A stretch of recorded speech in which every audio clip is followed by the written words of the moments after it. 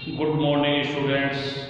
BA part first लोक प्रशासन के सेकंड पेपर में हमने पिछली क्लास में प्रधानमंत्री के बारे में पढ़ा था। प्रधानमंत्री की हमने पिछली क्लास में कार्यों का अध्ययन किया था। उसके बाद में आती है प्रधानमंत्री की भूमिका। हमारे देश में प्रधानमंत्री की भूमिका बहुत ही महत्वपूर्ण मानी जाती है। प्रधानमंत्री वास्तविक कार्यपालक होता है और पूरे देश के शासन और प्रशासन के कार्यों का संचालन हमारे देश में प्रधानमंत्री के माध्यम से और उनकी मंत्रिपरिषद एवं सहयोगियों के माध्यम से ही किया जाता है। अब पहली भूमिका हम देखें प्रधानमंत्री की, तो पहली भूमिका के अंदर आता है देश के लोकतांत्रिक शासक के रूप में। हमारे देश में लोकतांत्रिक शासक के रूप में प्रधानमंत्री को ही माना जाता है।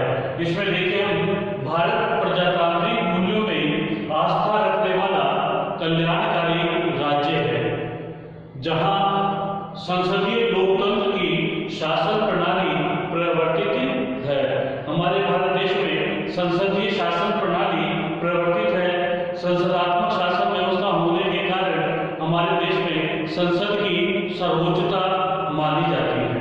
तो भारत देश एक प्रजातांत्रिक मूल्यों में आस्था रखने वाला कल्याणकारी लोक कल्याणकारी राष्ट्र के रूप में भारत को माना जाता है।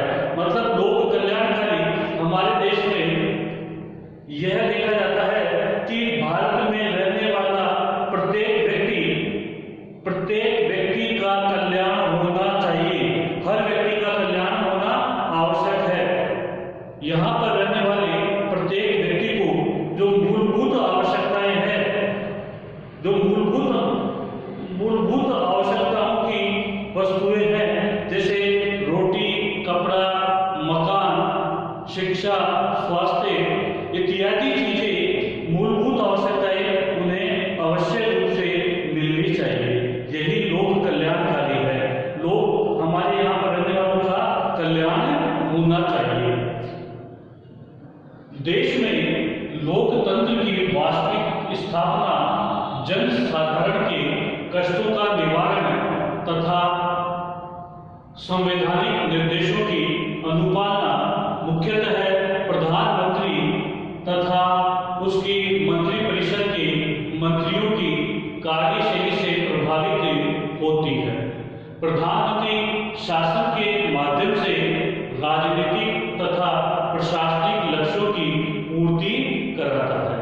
हमारे भारत देश में प्रधानमंत्री शासन के माध्यम से राजनीतिक और प्रशासनिक के जो लक्ष्य हैं उन लक्ष्यों की पूर्ति कराने में महत्वपूर्ण भूमिका निभाता है।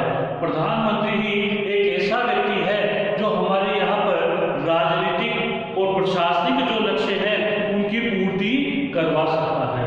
इसके साथ साथ में हम देखें कि देश में लोकतंत्र की वास्तविक स्थापना और जन साधारण के जो कष्ट हैं उनको निवारण करने के लिए प्रधानमंत्री तथा संवैधानिक निर्देशों की पालना के लिए प्रधानमंत्री और उनकी मंत्रिपरिषद उनकी कार्यशैली प्रभावित होती है।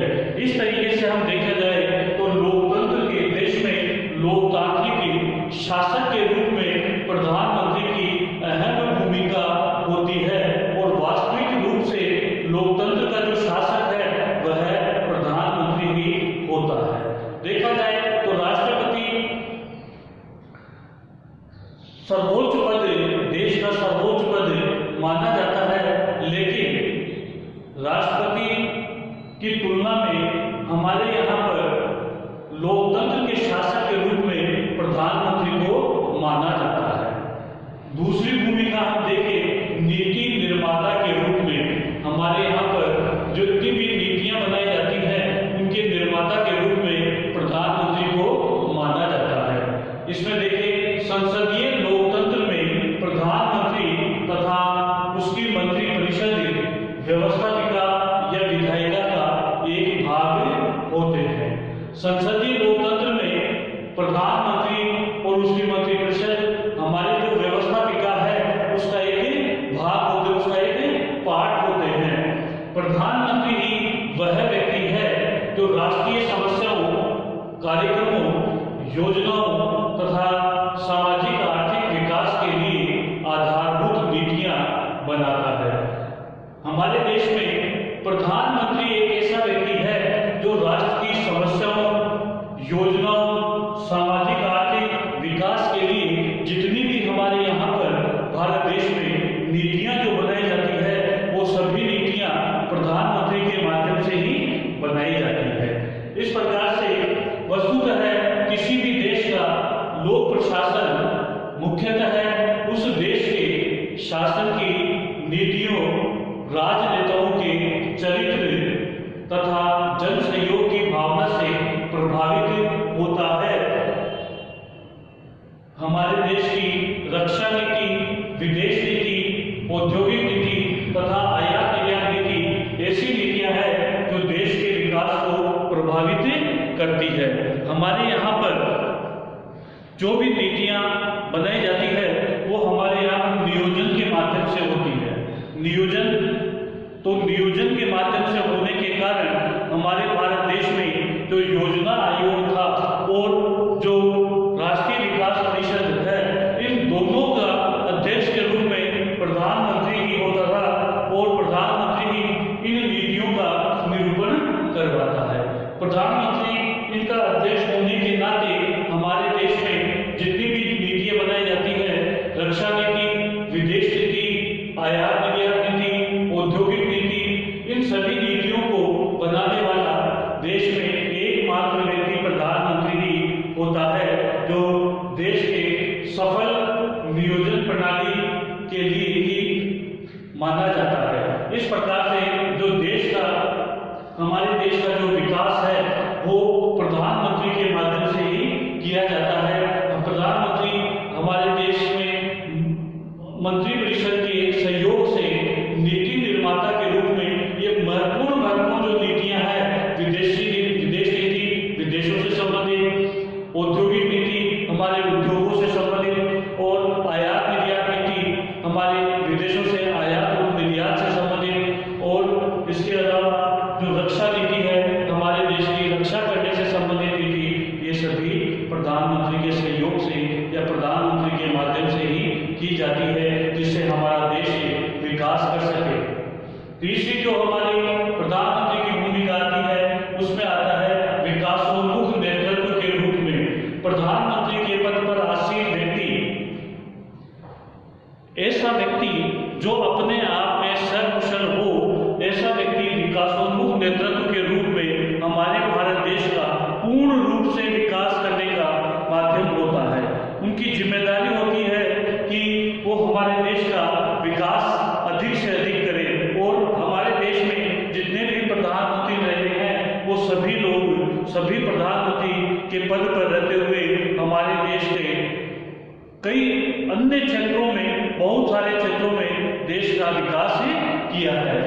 भारत उन देशों में सम्मिलित है जहां सामाजिक आर्थिक विकास के लक्ष्य नियोजन प्रणाली के माध्यम से प्राप्त किए जाते हैं। योजनाओं के माध्यम से भी हमारे भारत देश में विकास किया जा सकता है और जो सामाजिक आर्थिक विकास है वो नियोजन प्रणाली अथवा योजनाओं के माध्यम से प्राप्त होते हैं, जिनमें महत्वपूर्ण भूमिका नियोजन या योजनाओं में हमारे प्रधानमंत्री की ही होती है। प्रथम प्रधानमंत्री श्री पंडित जवाहरलाल नेहरू ने अर्थव्यवस्था में दृष्टिकोण को अपनाते हुए सामाजिक आर्थिक विकास का प्रयास किया। इसी प्रकार से हमारे देश की प्रधानमंत्री इंदिरा गांधी ने भी हमारे देश का आर्थिक और सामाजिक रूप से बहुत कुछ विकास किया। वहीं राजीव गांधी ने अति आधुनिक तकनीकी साधनों का विकास कार्यों में प्रयोग प्राथमिक रूप से स्वीकार किया था। जब तक हमारे यहाँ पर अति आधुनिक साधनों का विकास नहीं होगा तब तक हमारा देश आगे नहीं बढ़ सकता है। इसीलिए हमारे देश के प्रधानमंत्री राजीव गांधी ने जो अति आधुनिक तकनीकी साधन हैं उन साधनों का अधिक से अधिक प्रयोग किया और उन प्रयोगों के माध्यम से हमारे देश को विकास की ओर आगे बढ़ाया। इसी प्रकार से